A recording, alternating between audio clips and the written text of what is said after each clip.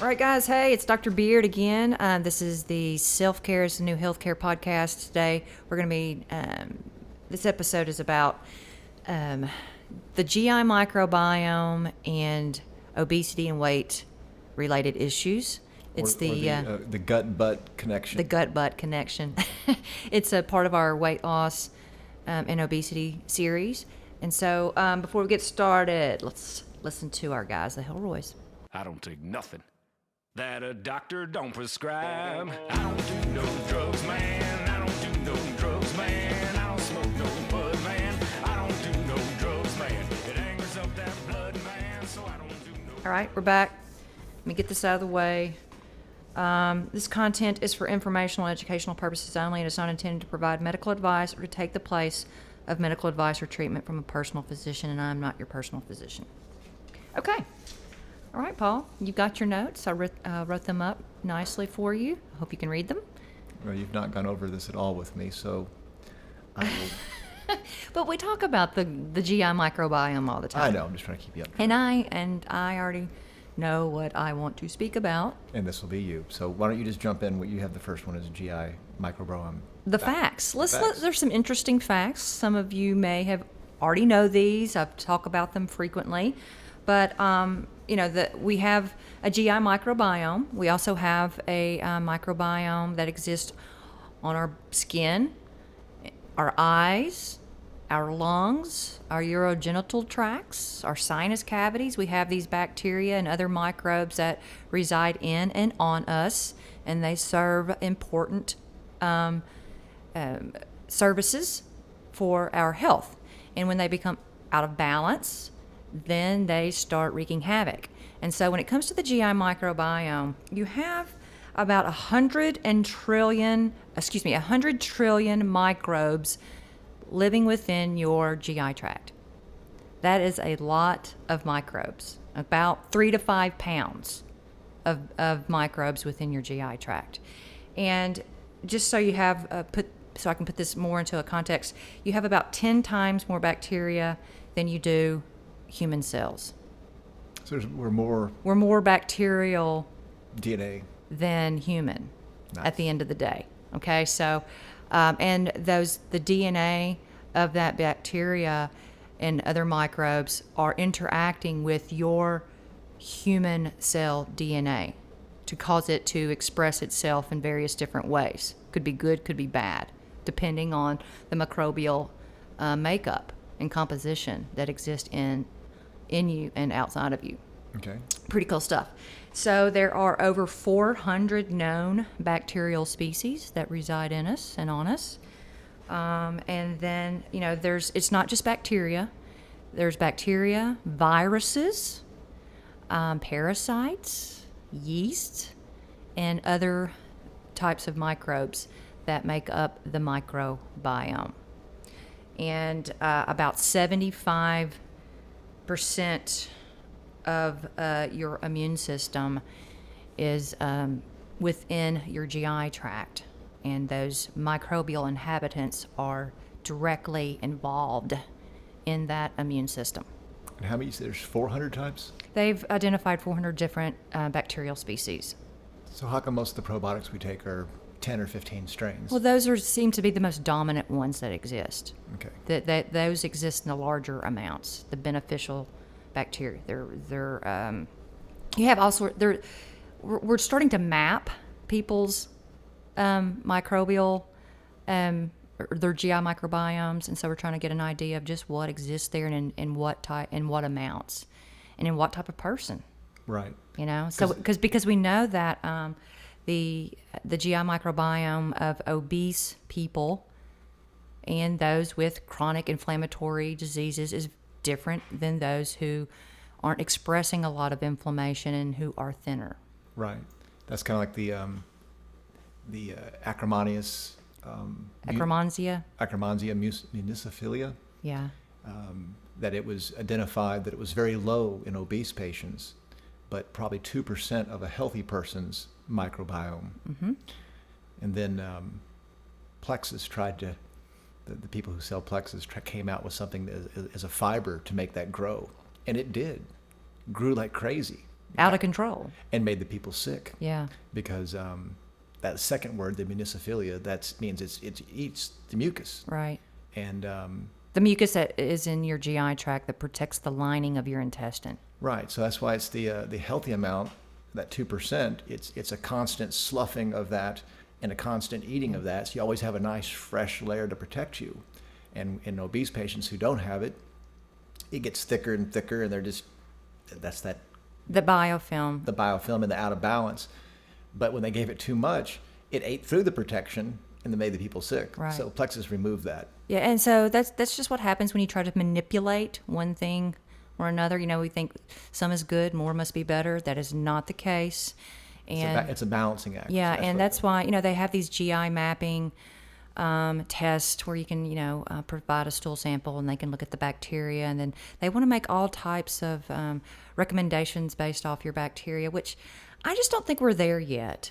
And I think they've gotten ahead of themselves. I think it's still the wild, wild west. Well, we're still learning that we're picking. There's a lot of correlations that exist, but we don't know causation yet. And I see this time and time again. Whenever something new comes out, everybody jumps on the bandwagon before they really understand what's going on and the complexities of everything. And things don't always turn out like they want it. Like the Akkermansia. Yeah, that's one example. And we're still learning about how we're getting there. It's not all lactobacilli and bifida strains. Or E. coli. And E. coli is not bad. I mean, we have a lot of E. coli in our GI tracts. It's supposed to be there. It's a balancing act. It's the balance. Just like everything in our body, it's one big balancing act. Not only with your GI microbiome and the bacteria and the parasites and the viruses and everything, but the rest of our body too. The nutrients there. We're always in the hormones and the and all the different metabolites. We're always trying to keep them in some balance. Well, there's many reasons to allow your kids to play and get dirty, but this is one of them. Is that it exposes them, and there's actually spore-based good bacteria that we're getting from the plants, the soil, from our gardens. Those are the things that we're still. You cannot get away from bacteria, people. It's everywhere. Just even if you're just sitting beside somebody, their bacteria that's on their skin is jumping over to you, and yours is jumping over there to them, and you share probably a lot of the same bacteria that you do if you have a pet. Mm-hmm. A dog, cat, whatever it is that you have. That's So we're all sharing bacteria, and that's not a bad thing. It's a great thing. Well, it is, because that's why you find that time and time again, kids that are exposed to nature, they're out getting dirty, and who have pets, because that's a involuntary way of getting nature, because the pets are out doing their thing and then coming in. That's a good thing. Yeah, and they did some interesting research that showed that kids who grew up on farms had slightly different parasite loads in their intestines versus the city kids, and they didn't have a lot of the allergies and things like that city kids did. But that there's a lot of things that play there, pollution and what have you. But there was other things like eczema and stuff that the kids didn't have either. And then they've also found this group of people in South America who have a particular microbiome composition and parasite load that they haven't really found anywhere else, and these people do not have any incidence of Alzheimer's. So are there fecal transplants becoming a high demand? They have become much more commonplace, and we're seeing good outcomes for some with fecal tell them what that is. transplant. So fecal transplants is basically just taking a stool sample from a, quote, healthy person and inserting it into one that is not healthy or experiencing a lot of inflammation. Usually it's with ulcerative colitis patients and Crohn's patients. Those they qualify often for these fecal transplants, or people who have chronic C. diff infections. And the outcomes are not perfect. They don't work for everybody, but they work for some. But we're still, at least initially, okay? We don't have any long-term studies. And so, or at least none that I'm aware of that are that I want to rely upon.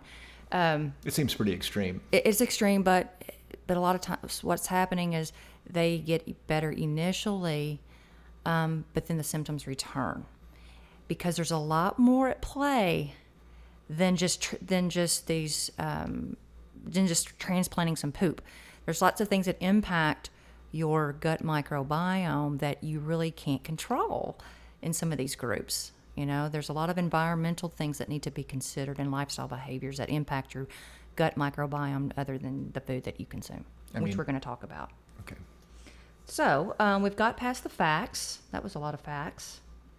And what I have there for number 2? You have recent studies, appetite and metabolism. Oh yeah. So when I was doing some research, just kind of seeing what everybody's talking about out there in the web, and you know there's so much research on the Firmicutes and bacteroides species that seem to be prevalent or not prevalent in obese people, and that's just 2 bacterial species. And so I think that they want to just focus in on these 2 bacterial species, and then no one goes beyond that as to why is there this discrepancy? Okay, it goes back into that allopathic model.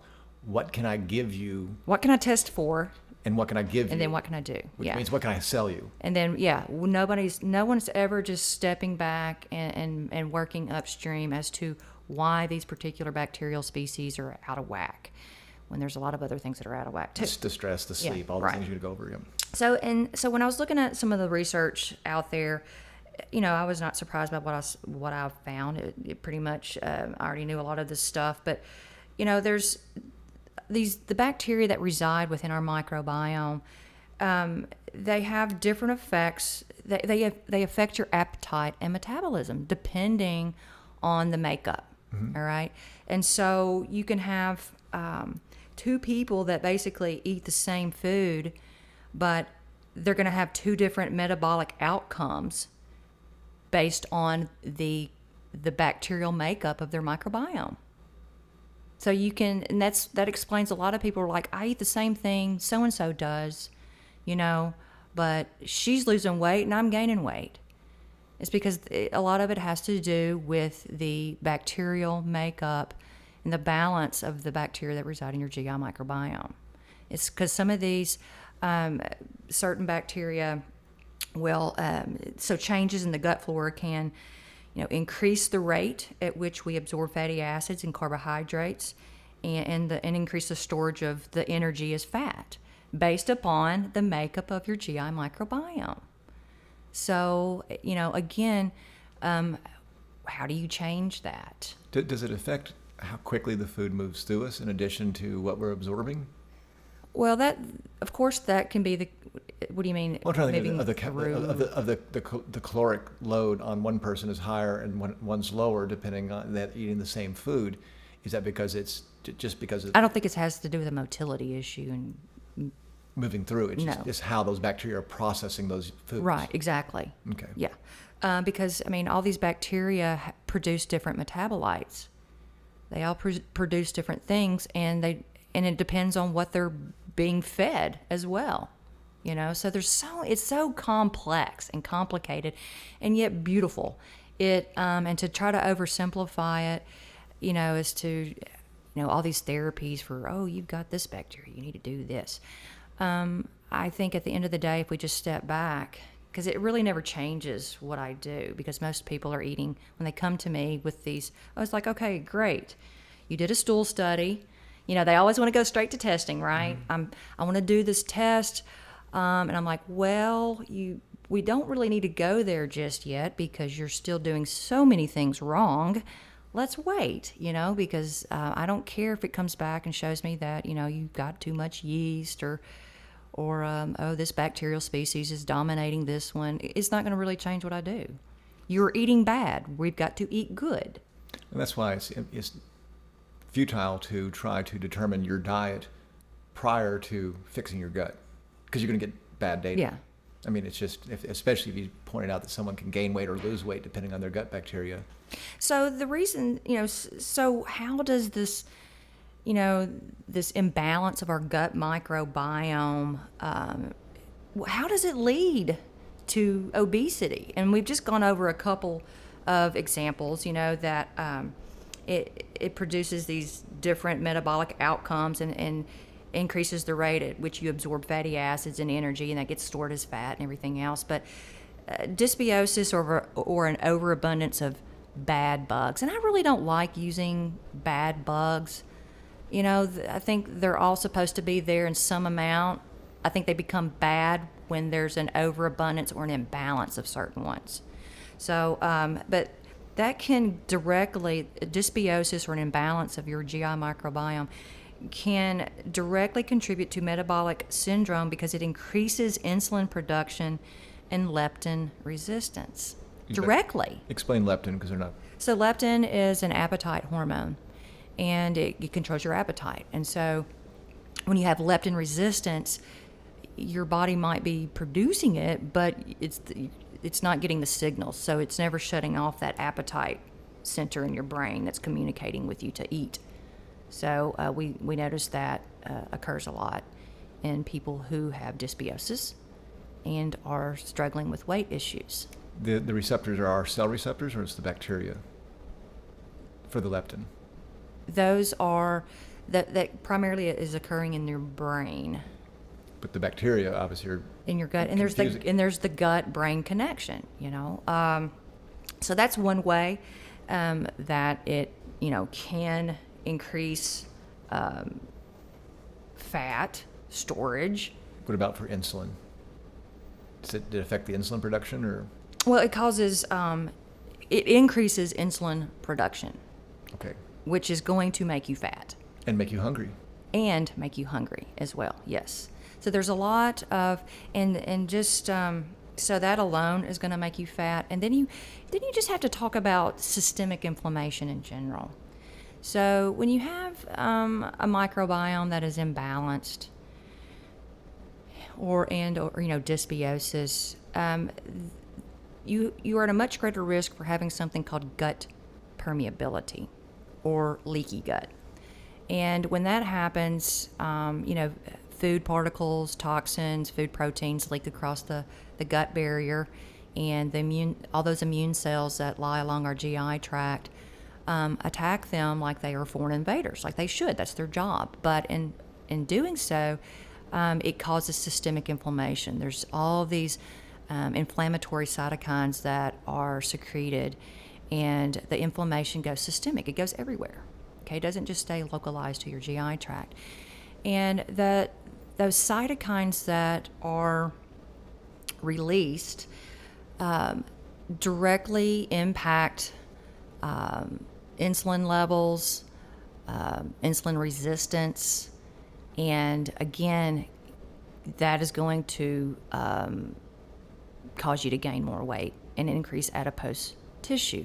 It's also, in fact, impacting your thyroid gland, which also plays a huge role in how we store fat, utilize fat, and burn energy. So maybe the gut is the It's control center. It's control center. It is the control center. You didn't explain.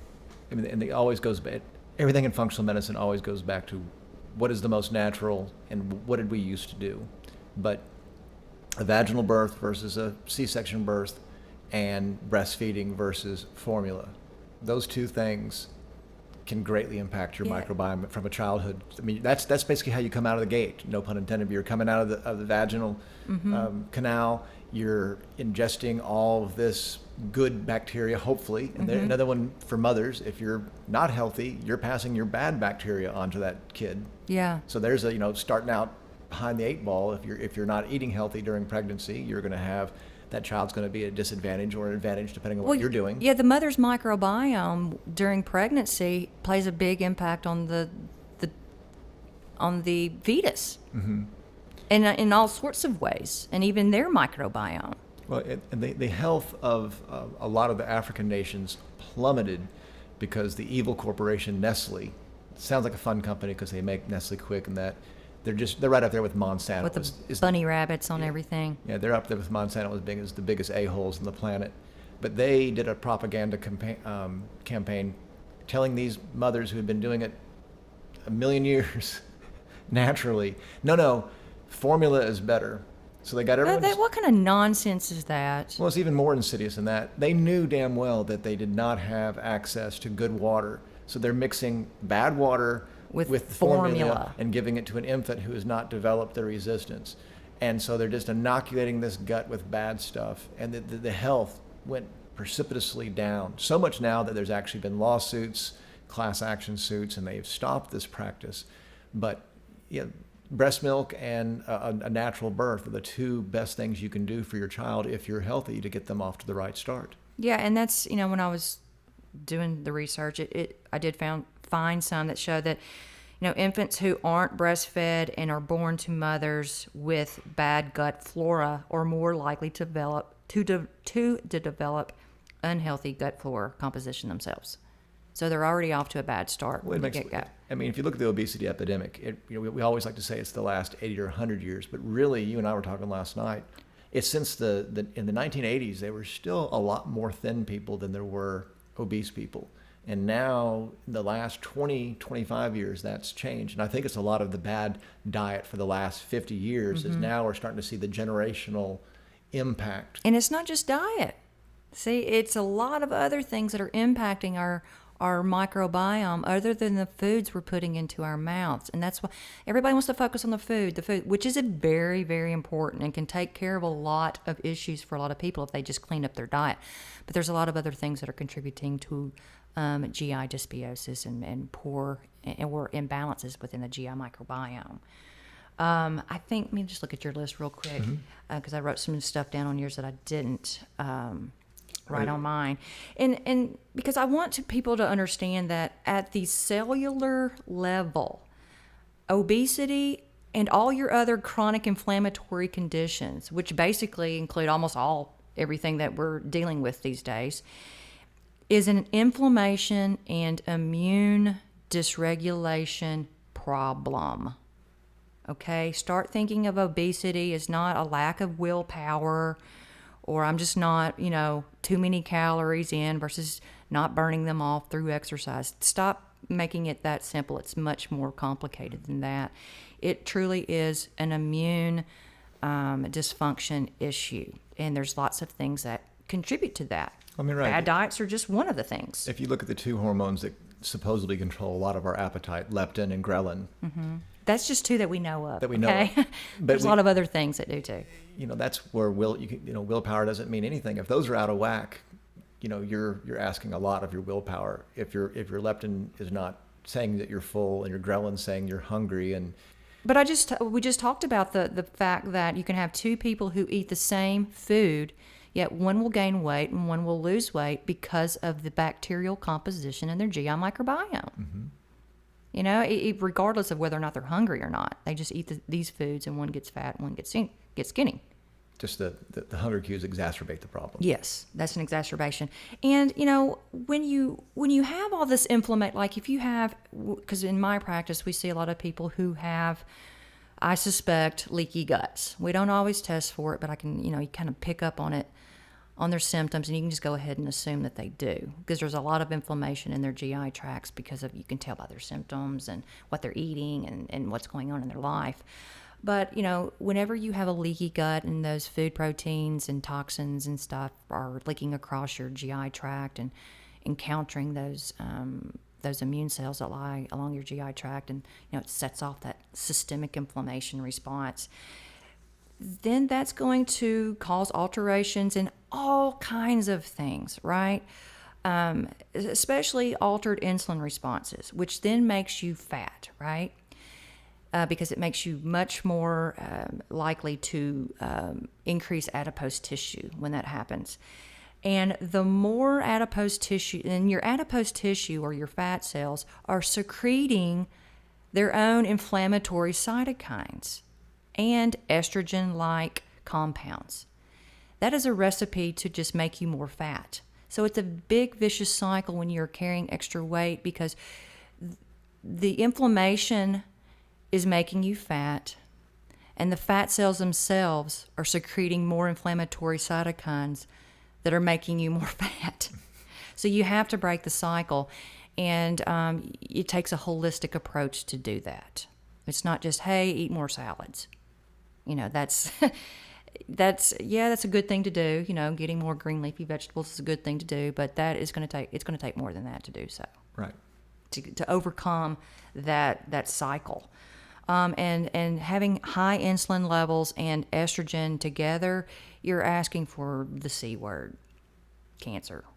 Cancer loves that. Loves all that sugar, that those high insulin levels and estrogen. It's a perfect storm. It's a perfect storm, and we see it, and I've seen it happen in a lot of people.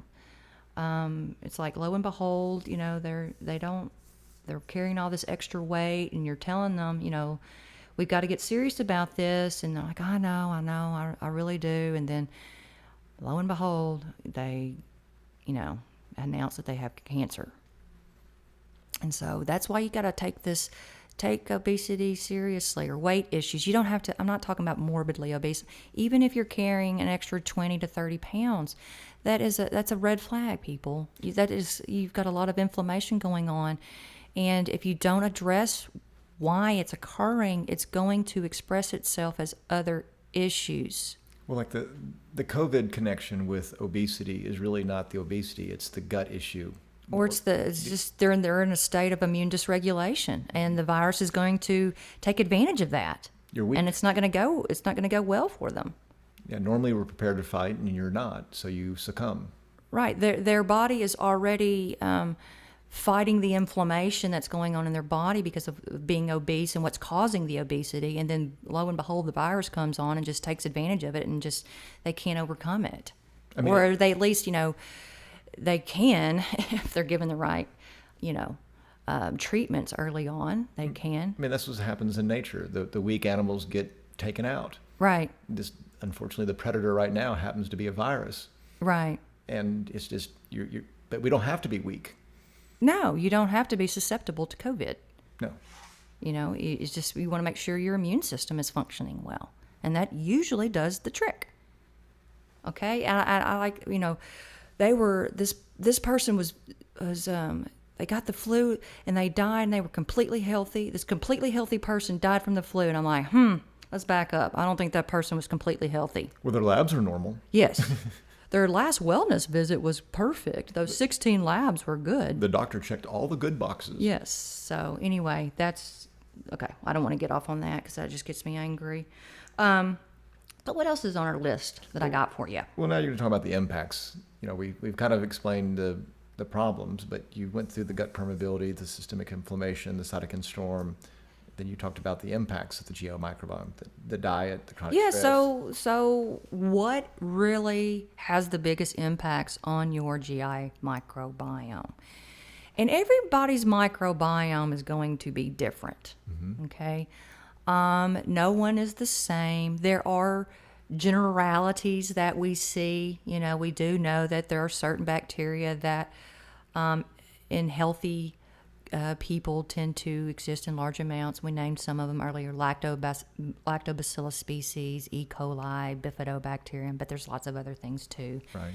But the amounts are going to vary slightly from person to person, and that's okay.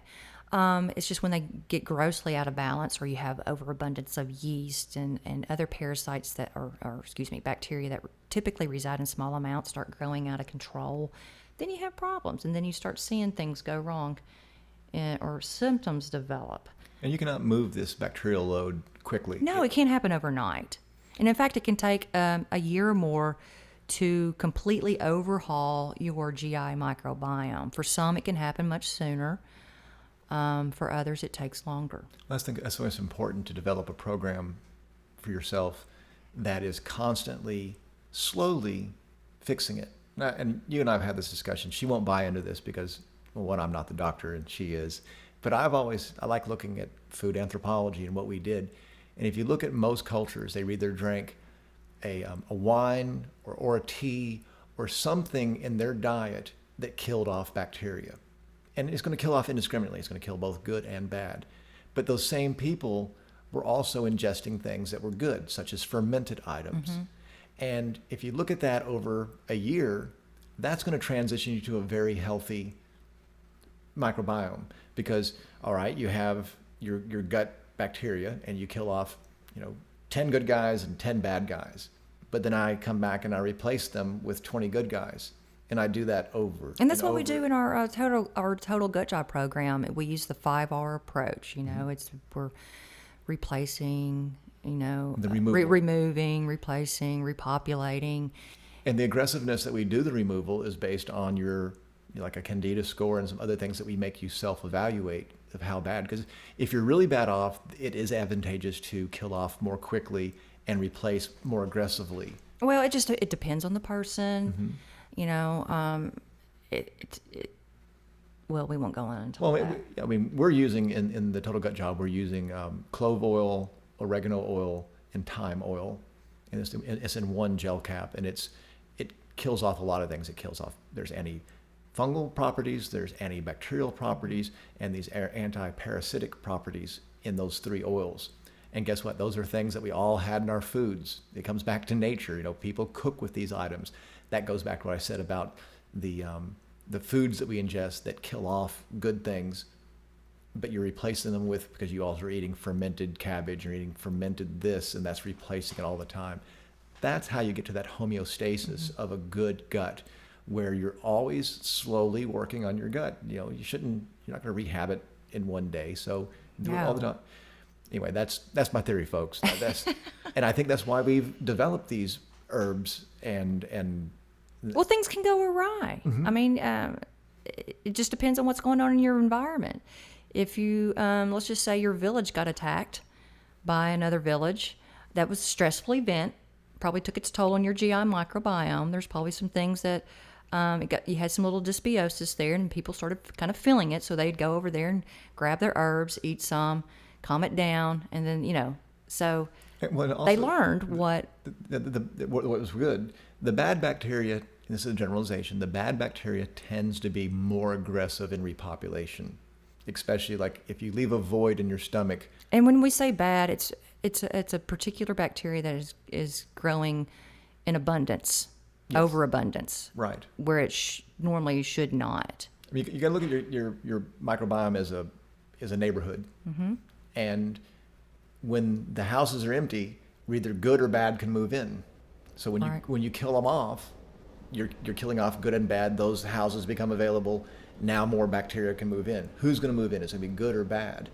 And this is why antibiotics are so insidious. And we're going to talk about that. Okay, I'll leave that, because it wipes out the whole neighborhood, and it really makes it, you're more likely to develop bad coming back in, because it comes in more aggressive. Well, there's some species that do grow more easily than others, and then you have to kind of keep your eye out on this. Especially what you're feeding it. Right. Like Candida is exactly. It's so easy to feed it with simple sugars. So what impacts your GI microbiome?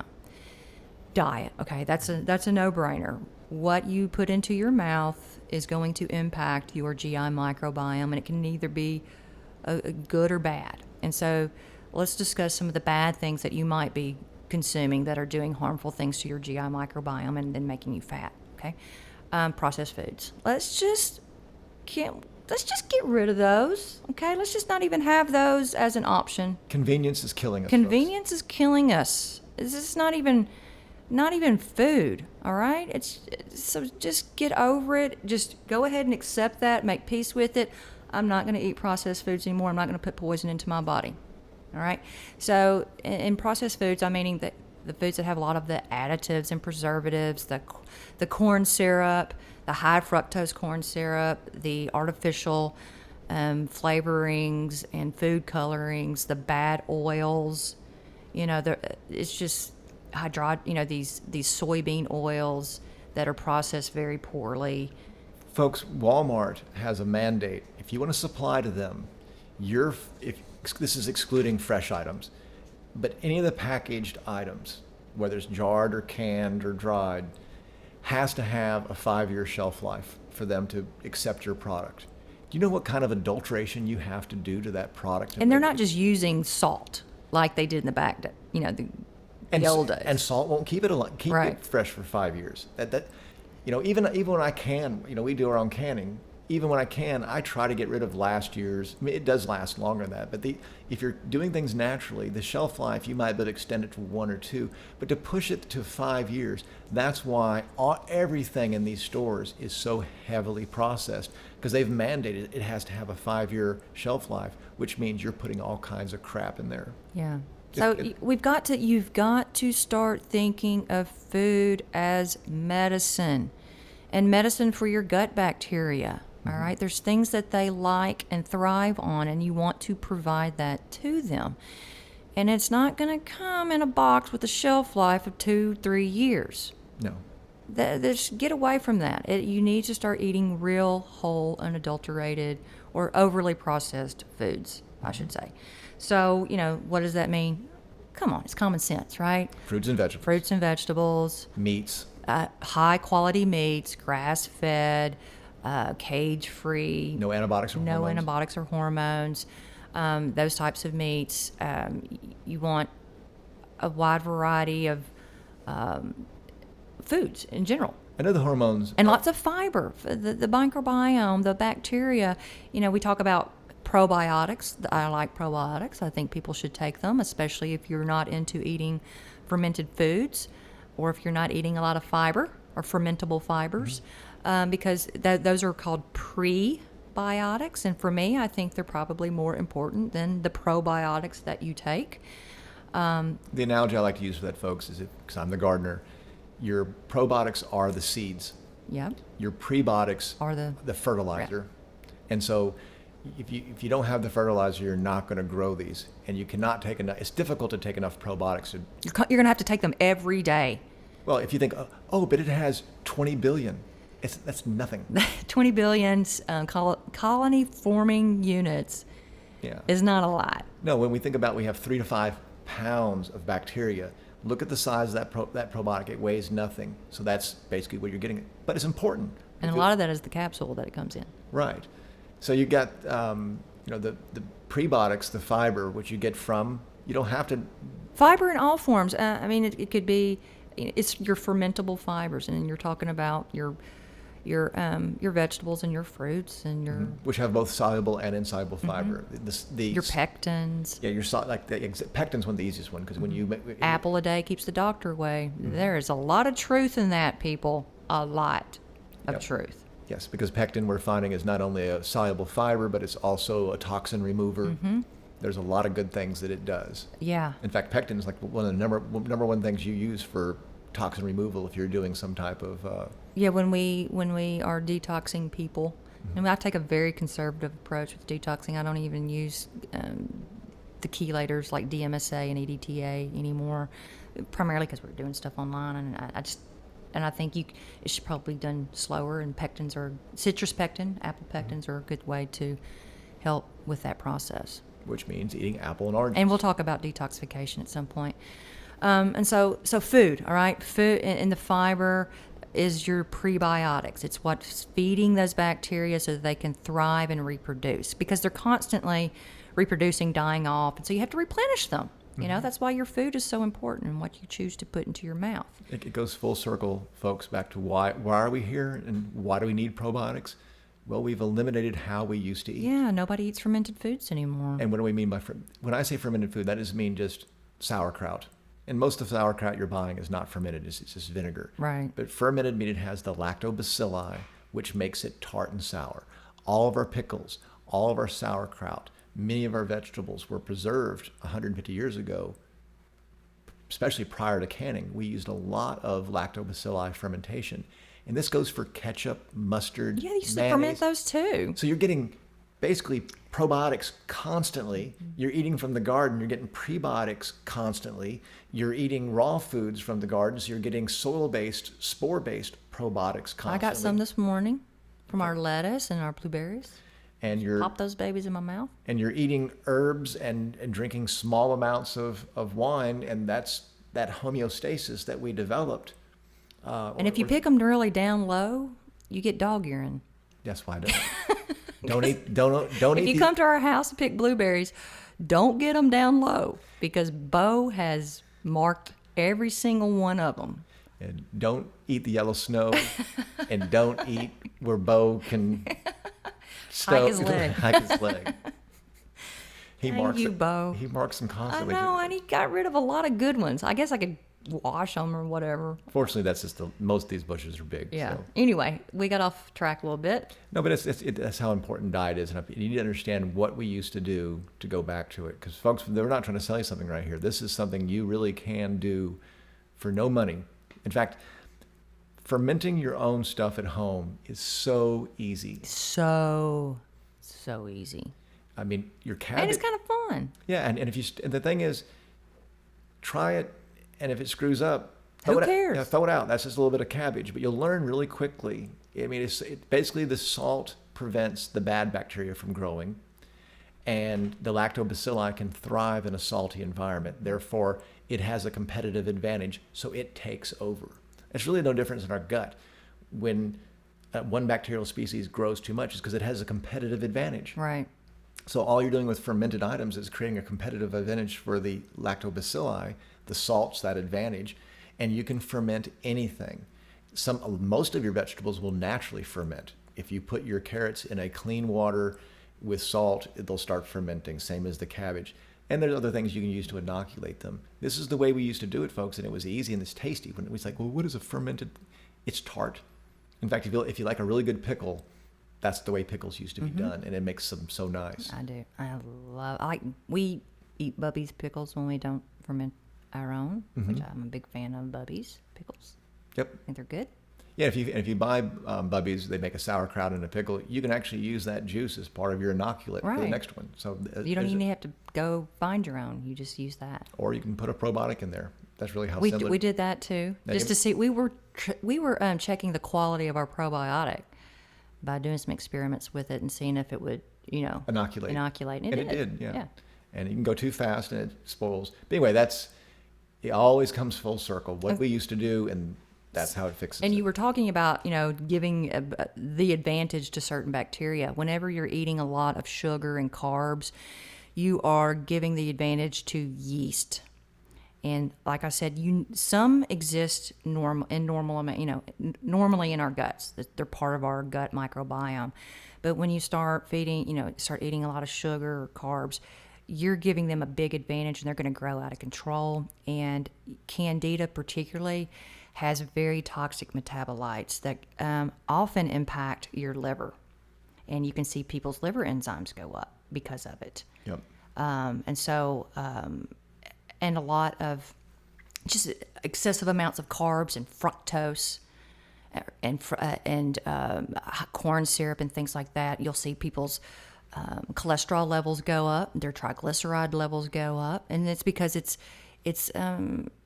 hindering the job that the liver normally does. It's having a toxic effect on the liver. It's an additional job it has to do that it normally does not. Right. And a lot of fatty liver, we hear that non-alcoholic fatty liver disease is a disease of poor diet and excessive amounts of carbs and sugar. Well, it's almost, it's funny they call it non-alcoholic, but they actually get to the same point by the same way. The alcohol has a lot of sugar. And so it's doing a double whammy. It's killing off both good and bad, but then it's providing an alcohol sugar, which gets broken down and can be. And alcohol has to be detoxified. So now you're getting the same candida overgrowth from that plus the alcohol. Yeah. It has to be processed. Poor liver. So we're talking about things that impact the microbiome. Alcohol is another one.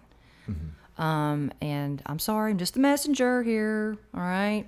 I'm not saying occasional glass of wine or a beer is going to be that big of a deal, but if you are a regular alcohol drinker, it's doing bad things to your microbiome, and going to probably contribute to a leaky gut. And if you're drinking late in the evening, it's going to disrupt your sleep, which is what we need to talk about next, which is chronic stress. And chronic stress occurs in many different forms. You have the physical, mental, emotional, and then just the stress of the metabolic derangements that are occurring in your body. And it's really how it impacts what we call your HPA axis, your hypothalamus pituitary adrenal axis, and how it can cause some, your adrenal glands to secrete a lot of cortisol because it's stressed, whether it's emotional, physical from over exercising, you're burning the candles at both ends, what have you. that's going to impact your gut health. Primarily because it can directly impact the gut bacteria, but it slows down whenever you're stressed like that. It tends to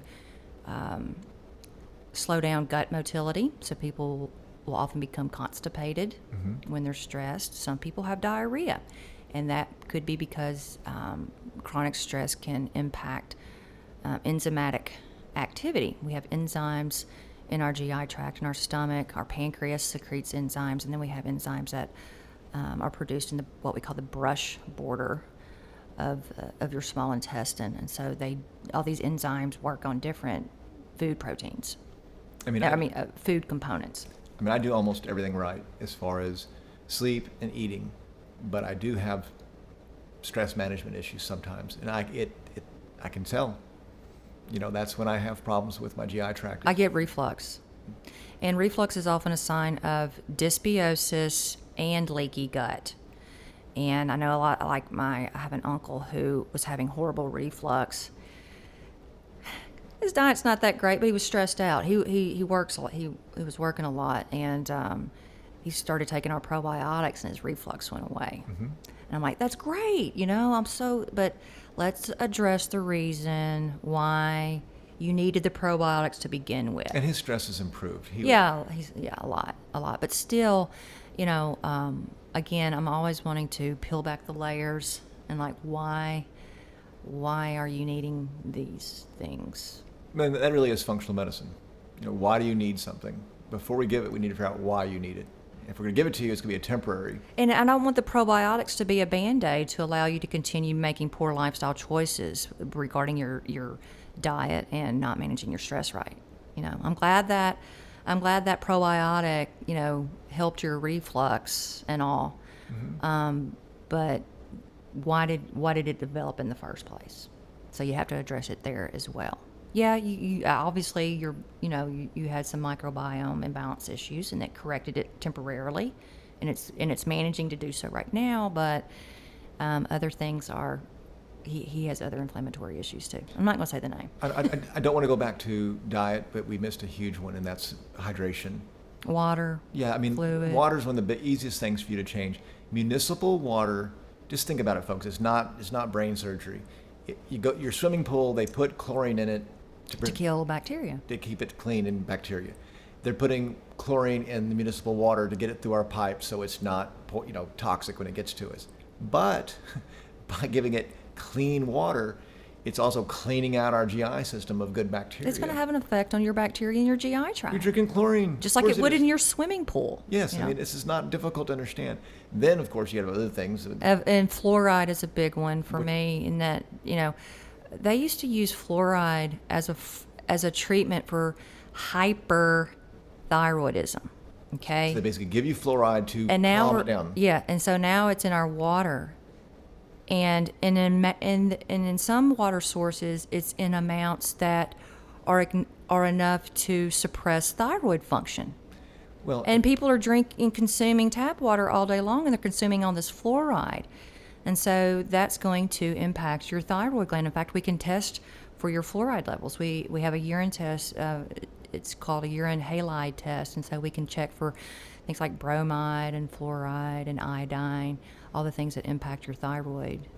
Well, you also look at the amounts they're putting in are so minuscule. There's no way they're going to get a homogeneous distribution of that. When you're looking at parts, it depends on how downstream you are from the water source. Right. So our house we're at the very end so they put a ton of chlorine in to get it to us. Right. Where it's still potable. Who's getting that first sample? Yeah, I can imagine how chlorinated it is. And then the same thing with the fluoride. You're putting this in, but you might not be getting the 3 part, the small parts per million. You might be getting a higher dose. There is litigation out. There's a class action right now. For the fluoride, yeah. There's a doctor that's taking this to the courts, and I'm so glad he's doing that. Because the reason they started putting it in our water, and you can go research this yourself. I want to keep this kind of wrap things up in just a second, but the whole research we're putting in our water is so bunk. And my brother will argue with this because one of my brothers is a dentist. He's like, well, it's good for your teeth. I said, I'm not arguing that it's good for your teeth. I'm just saying it's a stupid delivery system. He goes, well, I don't even use fluoride. I used fluoride-free toothpaste, and my last checkup last week was great. I've never had a cavity. I'm one of those weird ones. Yeah, I haven't had a cavity in forever, and ever for me. And before I was using fluoride toothpaste, and now I don't use it. I have no cavities, no sensitivity. My teeth look great. Well, I would at least compromise and not ingest it. At least with the brushing your teeth, you can spit it back out. Yeah, but you're still absorbing some. I understand, but anyway, it does help teeth. We're not arguing that it helps teeth. We're just saying that it also has an affinity to attach to your thyroid. So it's going to end up bad for you. You know, and the thing about the chlorine again, you know, I don't even like swimming in chlorinated pools because it breaks my skin out. Well, again, you have a microbiome on your skin. Exactly. And I just, you know, my niece and nephew want me to go swimming. I'm like, great. Now I'm going to have to deal with, you know, a face full of zits if I duck my head under. And they break out on the rest of my body, too. Well, because you've destroyed your biome on your skin, and then you've created an environment that's not able to protect itself. I don't know if any of you have ever, you know, had that issue, but it's certainly an issue for me. I mean, we've got to call it when we ski. We always used a hot tub after skiing. Ooh. But after 20 minutes in the hot tub, you'd feel so, quote, relaxed. You weren't relaxed. You were tired because that chlorine you're absorbing it, and it made you exhausted. So people are like, I was so relaxed after that hot tub. It's like, no, you were so exhausted. No, your body was overburdened by toxins. Yeah, you're shutting down. And it's not just chlorine they put in those hot tubs either. It's a lot of other stuff.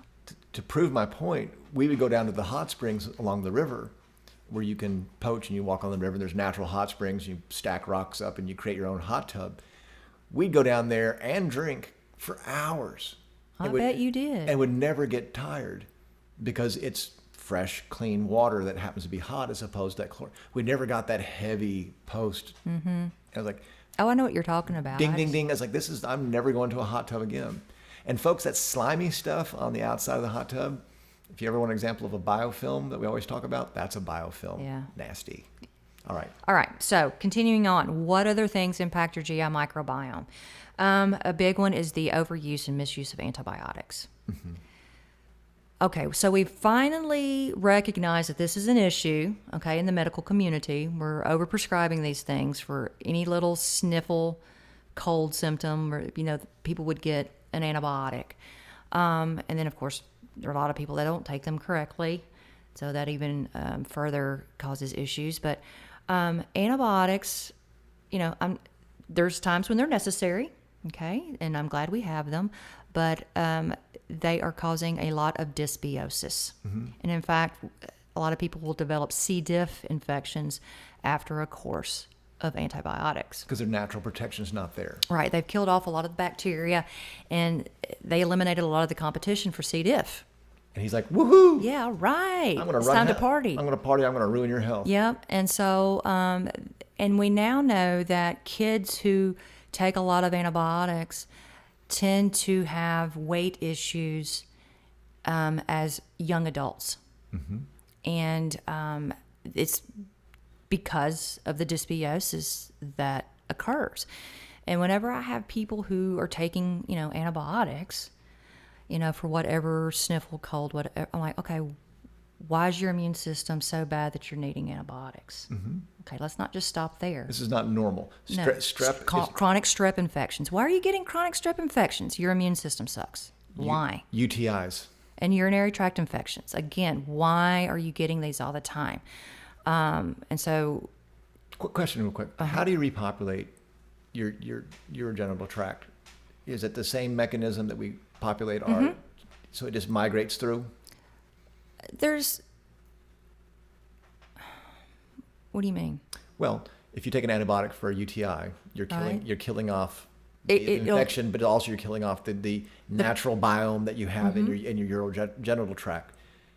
Do the things that we ingest, is it the same mechanism? Yes, it goes further downstream, and so chronic UTIs are not normal. And that's why women who get UTIs and are treated with antibiotics often develop yeast infections. And so the doctor, lots of times doctors will just go ahead and write a prescription for Flagyl or metronidazole because they know that, this patient's going to get a yeast infection after they've cured their UTI. Cured their UTI.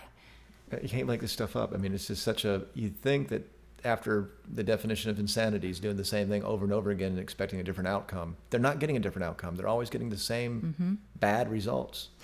All right, so that is enough on antibiotics. If you ever are prescribed antibiotics, first ask the doctor: do I really need this?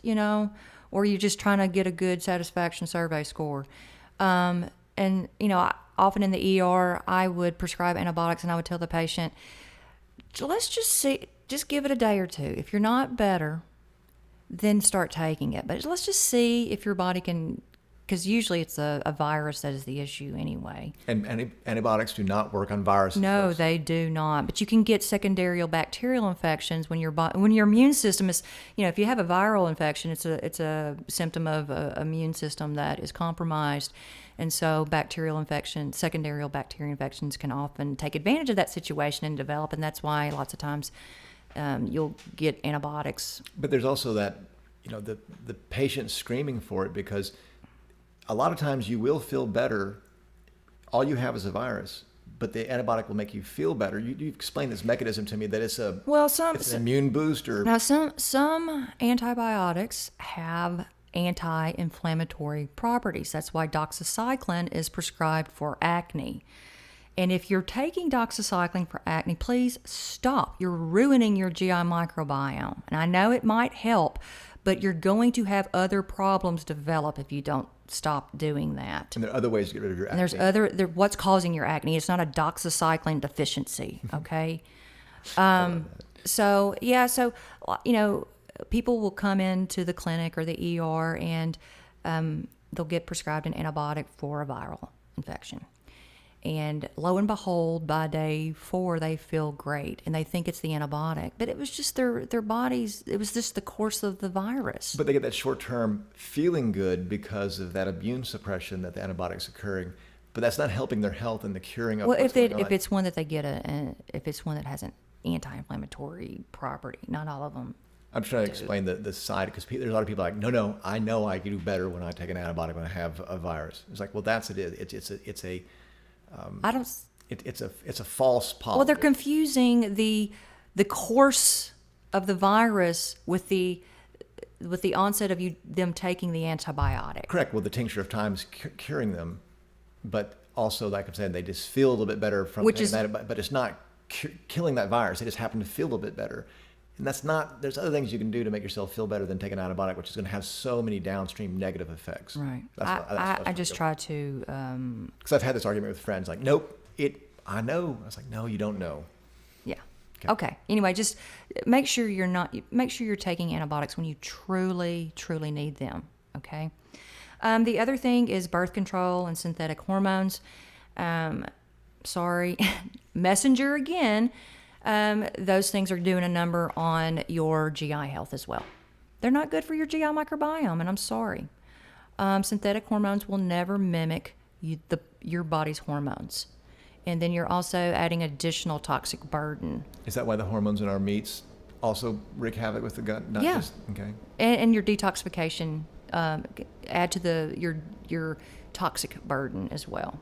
Go back to antibiotics and explain how to take probiotics with them. Oh, yeah. So if you're ever prescribed an antibiotic, the one that you really, really need, you need to be taking probiotics in between the doses of your antibiotic. Typically 4 hours is enough. To try to mitigate as much of the damage that is occurring with that antibiotic as possible. Yeah, typically 4 hours either side of it. Right. The antibiotic will not interfere with the probiotic. And then when you're finished with the course of antibiotics, you need to continue to take probiotics for an additional 2 weeks. On a heavier dose, not your normal dose. Right. Probiotics are not going to hurt you, folks. So you just don't want to take it when you're taking the antibiotic because it'll kill the probiotics while you're taking them. These probiotics can, if you have a nice case of small intestinal bacterial overgrowth, they can not be handled so well. So let's don't make blanket statements like that, because that's not always the case. That's why you're the doctor. All right, so moving on, NSAIDs, things like ibuprofen, Aleve, I think is another NSAID, non-steroidal anti-inflammatory drugs, NSAIDs. These are not good for your microbiome, and they also cause gut permeability. Okay, so you're going to get systemic inflammation when you take NSAIDs. Which will make you hurt more later. So we've got to get off the NSAIDs. Stop using them. Go back please. Go back and watch our pain management podcast. Please, please. Explains that really well. I see a lot of. I work with a lot of chronic pain patients, and they're all on NSAIDs, and it's a vicious do loop. And why do you need them? Why do you have chronic pain? Okay, and once you uncover and address that, you're not going to need the NSAIDs anymore. And everybody's cause is different. Okay, so. And a bulging disc is not. That's kind of the cause of the pain, but it's really, you can have a bulging disc and not have any pain. Yeah, so don't immediately stop there. And everybody has arthritis, to some degree. But that doesn't mean you have to have pain from it. Okay. So the other thing, PPIs, these proton pump inhibitors, they were only supposed to be used for 3 weeks at a time. And there are people that have been on them for years. And it's impacting your microbiome and your gut function. It's impacting your enzymes and the way that they work. And your foods aren't being digested like they should. That's not a good thing for your GI tract and your microbiome, because undigested food tends to can cause some bacterial imbalances that are not good.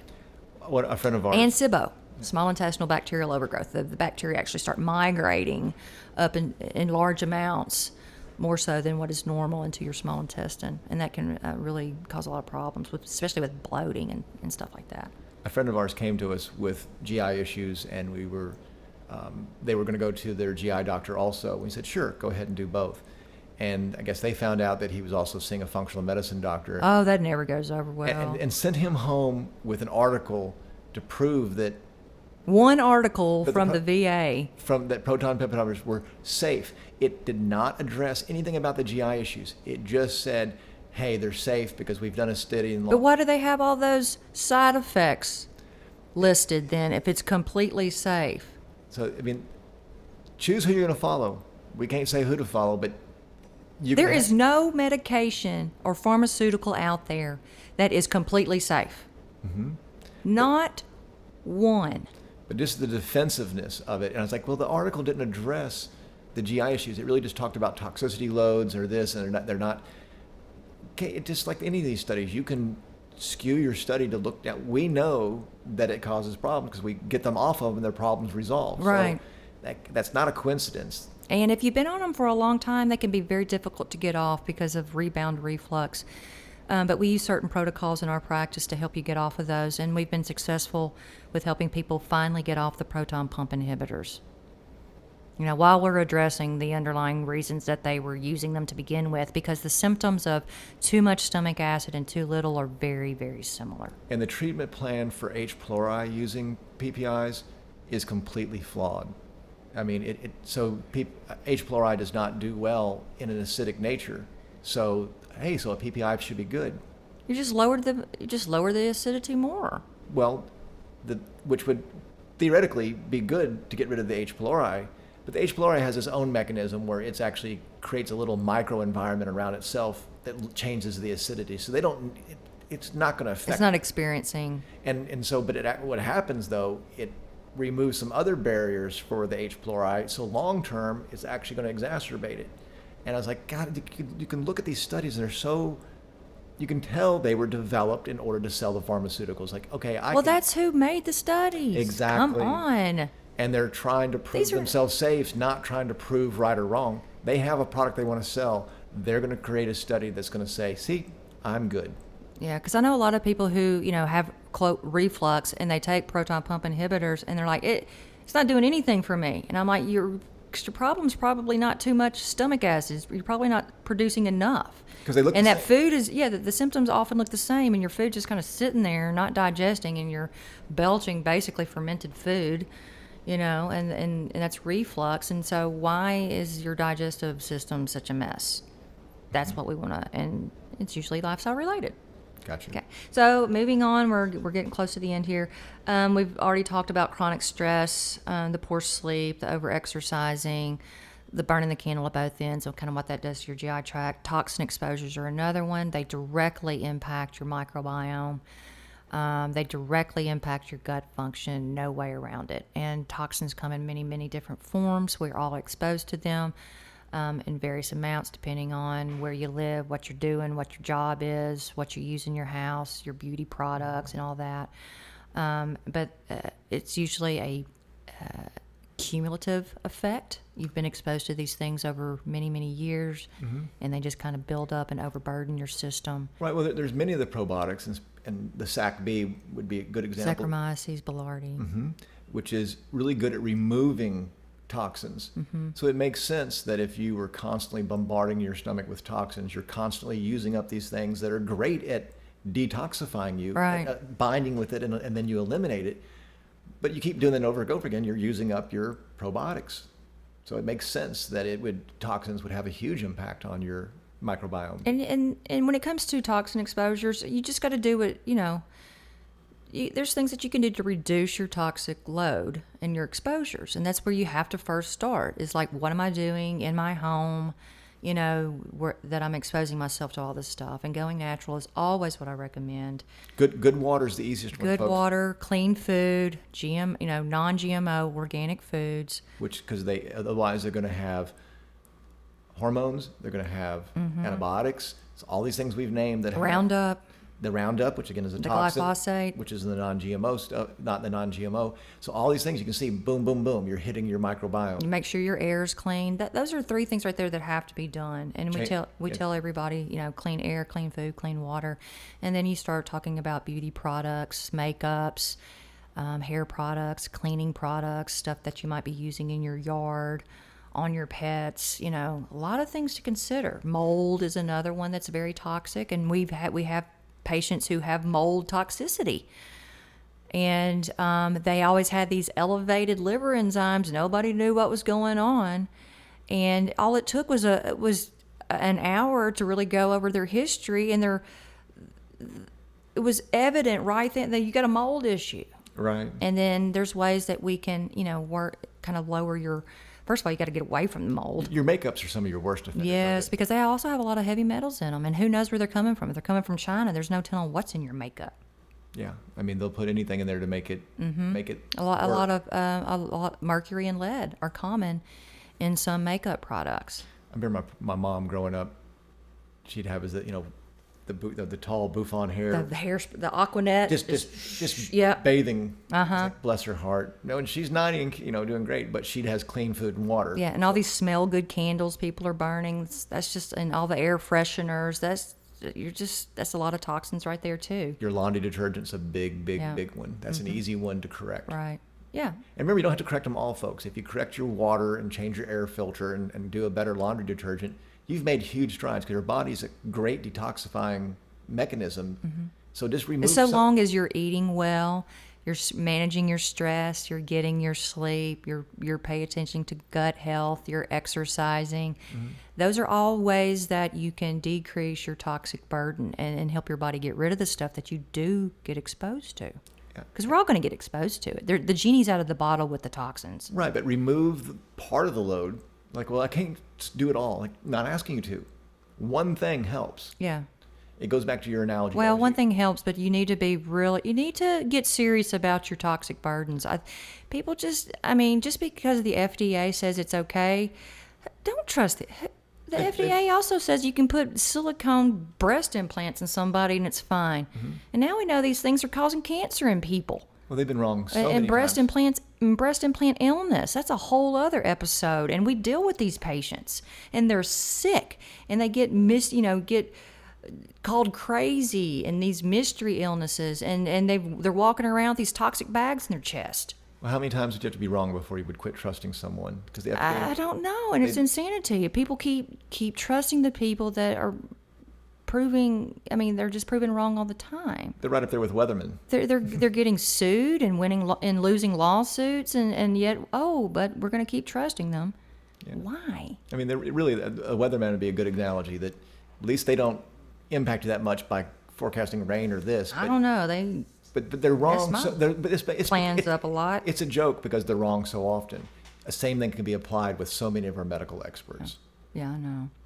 Well, those are the big ones that impact gut health, at least in a way that we can discuss in big chunks. So it's diet, it's antibiotics, and a lot of your pharmaceuticals do it directly and indirectly. And metformin's a good one.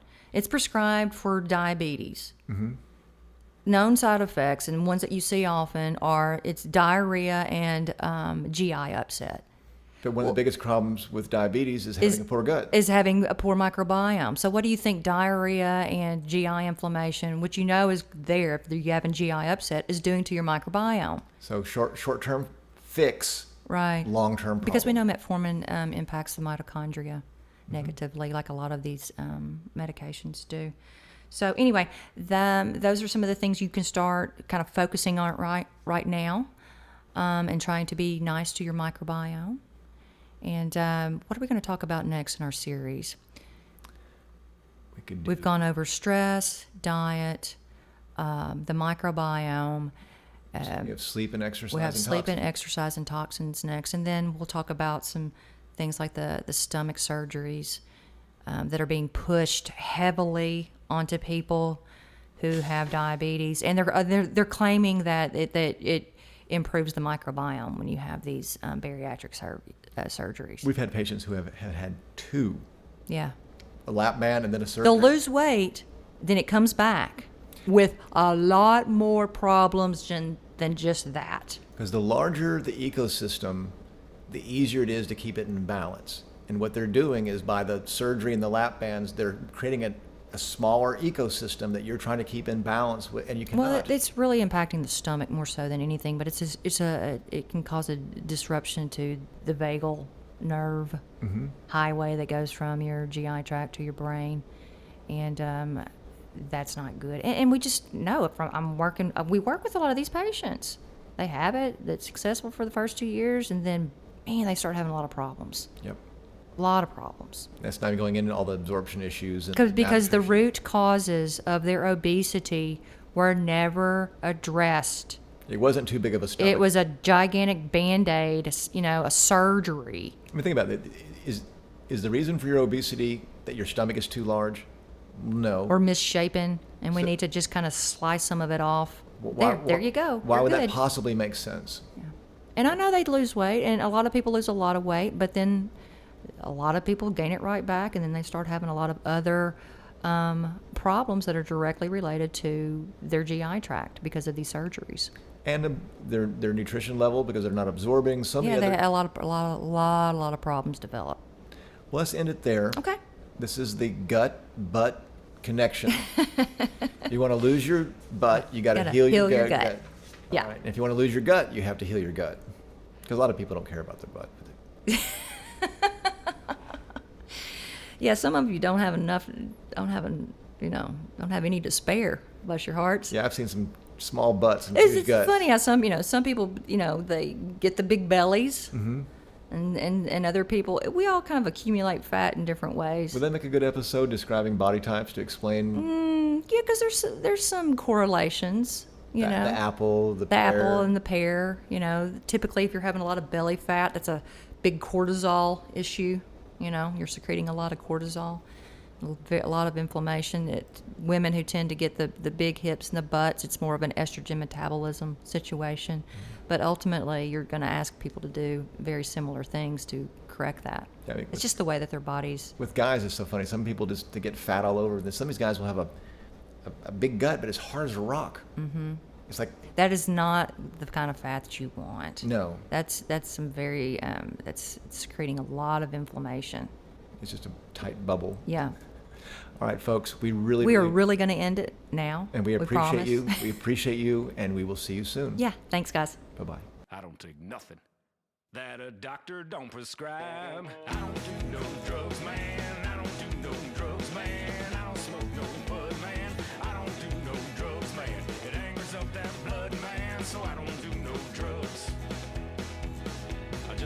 Excel, Xanax, Zoloft, Flomax, morphine, Valtrex, Flonase, Plavix, codeine, Zyrtec, Zoma, Zantac, Ultram, Zocor, Zipro, Prozac, dopamine, Demerol, Lexapro,